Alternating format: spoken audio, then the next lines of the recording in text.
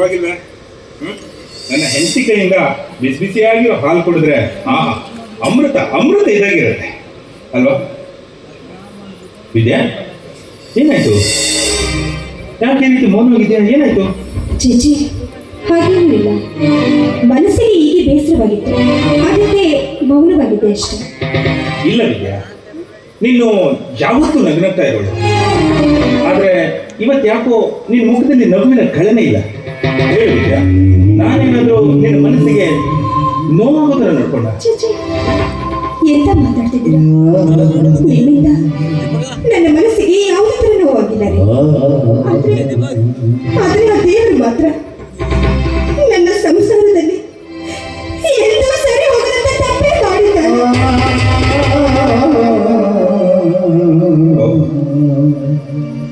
ಗೊತ್ತಾಯ್ತು ವಿದ್ಯಾ, ನನಗೆ ಗೊತ್ತಾಯ್ತು ನೀನ್ ಯಾಕೆ ಇಷ್ಟೊಂದು ಇವತ್ತು ಮೌನವಾಗಿದ್ಯಾ.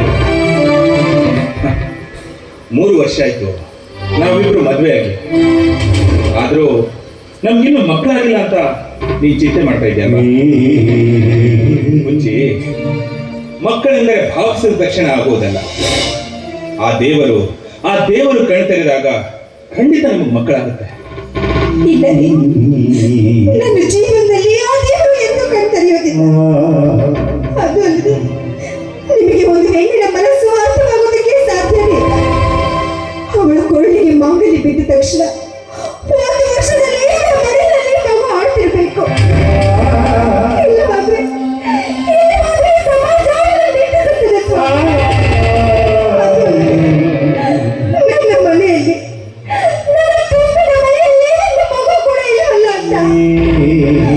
ನನ್ನ ಮನಸ್ಸು ಎಡಬಿಡದ ಕಾಡಿದೆ.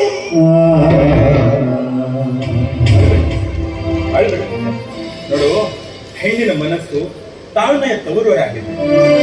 ಆ ಭಗವಂತ ಹೆಣ್ಣಿನ ಮನಸ್ಸನ್ನ ಪರೀಕ್ಷೆ ಮಾಡಲು ಯಾವತ್ತೂ ಕೂಡ ಮಕ್ಕಳನ್ನ ಕೊಟ್ಟು ನೋಡುತ್ತಾನೆ, ಬಿಟ್ಟು ನೋಡುತ್ತಾನೆ.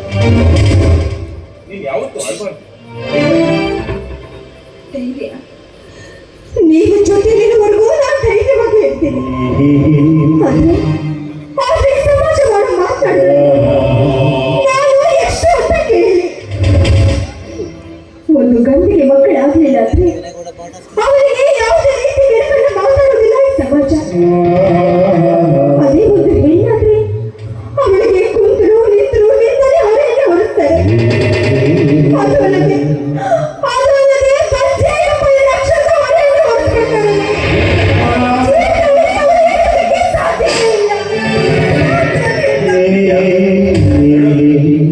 ಗಂಡು ಹೆಣ್ಣು ಹೇಗಿದ್ದರೂ ಸಹಿಸಿಕೊಳ್ಳದ ಈ ಸಮಾಜ ಸಹನೆಯನ್ನು ಕಳೆದುಕೊಂಡು ಬಿಟ್ಟಿದೆ.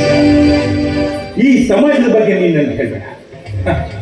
ಸಂಪನ್ನರಂತೆ ಸೋಗು ಹಾಕಿಕೊಂಡು ಬಂದು ದೇಶವನ್ನೇ ಹಾಳು ಮಾಡುವ ನಯವಂಚಕರಿಗೆ ಸ್ಥಾನ ಕೊಡುತ್ತದೆ ಈ ಸಮಾಜ. ಮದುವೆ ಹಂದರದಲ್ಲಿ ಹಾದರಗಿಂತೆ ಹಾರಾಡುತ್ತಾ ಬಂದರೆ ನಡೆದು ಜಾಗ ಕೊಡುತ್ತದೆ ಈ ಸಮಾಜ. ಅದೇ ಒಂದು ಹೆಣ್ಣು ಮಕ್ಕಳ ಸಂತಾನವಿಲ್ಲದೆ ಶುಭ ಹಾರೈಸಲು ಬಂದರೆ ಬೇಸತ್ತುಕೊಳ್ಳುವ ಈ ಕೆಟ್ಟ ಸಮಾಜಕ್ಕೆ ನನ್ನ ಧಿಕ್ಕಾರ. ನಾನು ಯಾವ ತಪ್ಪು ಮಾಡಿದೆ ಅಂತ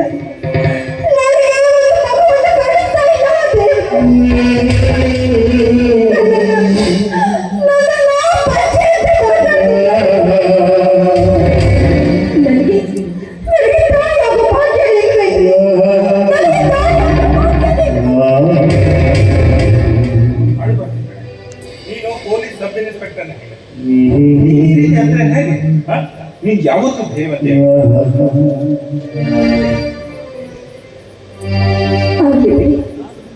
ನಿಮ್ಮ ಮನಸ್ಸನ್ನು ನೋಯಿಸೋದಕ್ಕೆ ನನಗೆ ಮನಸ್ಸಿದೆ. ಆ ದೇವರು ಇನ್ನು ಎಲ್ಲಿವರೆಗೂ ನನಗೆ ಕಲಿತಾನೆ ಅಲ್ಲಿವರೆಗೂ ನಾನು ಕಾಯ್ತೀನಿ. ಎಂದು ನನಗೆ ಮಗು ಕೊಡ್ತಾನೋ ಅಂತ ಅಲ್ಲಿವರೆಗೂ ಕಾಯ್ತೀನಿ. ಇದೆಲ್ಲ ಅಷ್ಟೇ. ಸುಮ್ಮನೆ ಏನೇನು ವಿಚಾರ ಮಾಡಿಕೊಂಡು ಈ ರೀತಿ ಅಳ್ತಾ ಇರ್ಬೇಡ. ನೀನು ಈ ರೀತಿ ಅಂದ್ರೆ ನಾನು ಯಾವ ರೀತಿ ಧೈರ್ಯವಾಗಿ ಡ್ಯೂಟಿ ಮಾಡಿದ್ದೆ. ನೀನು ಗಂಡ ಎಷ್ಟು ಧೈರ್ಯವಂತನೋ ನೀನು ಕೂಡ ಅಷ್ಟೇ ಧೈರ್ಯವಂತಿಯಾಗಿರ್ಬೇಕು. ಎಲ್ಲಿ ನಗು. ನೀವು ನನ್ನ ಜೊತೆ ಇರುವಾಗ ನನಗೆ ಭಯ. ನಾನು ಧೈರ್ಯವಾಗಿ ನಕ್ಕರೆ ಈ ಅಳ್ಬ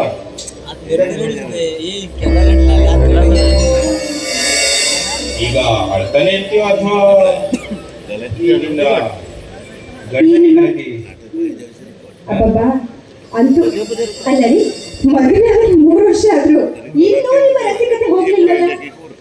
ಬರೇ 3 ವರ್ಷ ಆಗಿದೆ, ಇಷ್ಟು ಬೇಗ ರಸಿಕತೆ ಹೋದ್ರೆ ಹೇಗೆ ಅಲ್ವಾ? ಆದ್ರೂ ಇದ್ದಿದ್ದಾಗ ನೀವು ತುಂಬಾ ತೊಂದರೆ ಆಗ್ತಿದ್ರಪ್ಪ. ಆಗ್ಲೇಬೇಕಲ್ವಾ?